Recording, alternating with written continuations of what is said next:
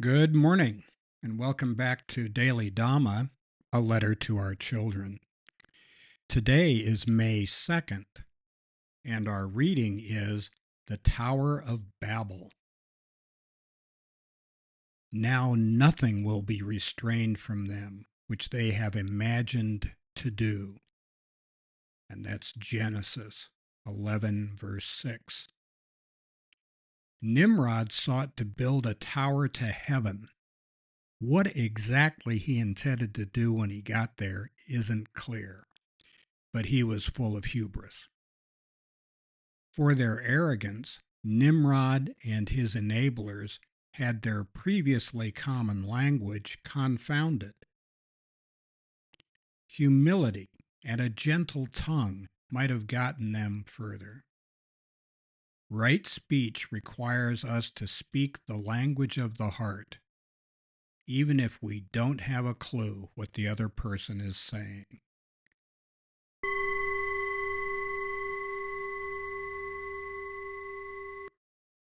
Once again, hubris is the overweening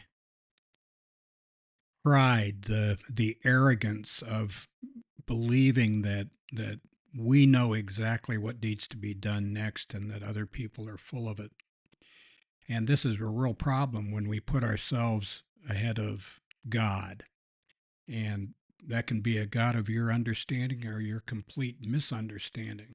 It's entirely up to you. But we will say this, we're not for sure about much of anything but rationalizations. What would life be without rationalizations? But we firmly believe that there is a power greater than ourselves that runs the universe and that it's not us. And so if you want to make that Gus or you want to make that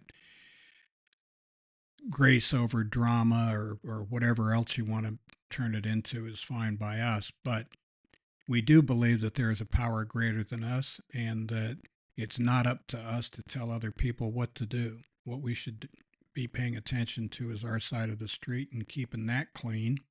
And if we're doing that, then we'll be okay. And if we're not doing that, well, we're not going to be okay. Friedrich Hayek started his epic, the Road to Serfdom, which was published in 1944, with two quotations. One by David Hume: "It is seldom that liberty of any kind is lost all at once." And the other by Alexis de Tocqueville: "I should have loved freedom, I believe, at all times, but in the time in which we live, I am ready to worship it." So Hayek had just finished watching the effects of National Socialism and felt that the Western world, was in danger of the other kind of socialism, not nationalist, but the Fabian version of socialism. And he didn't like either one.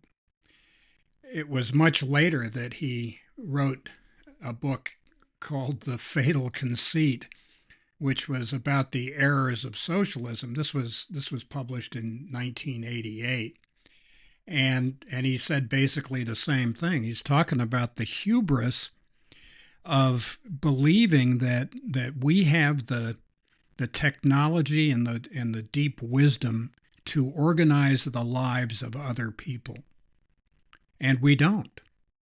And this was perhaps the mistake made by Nimrod.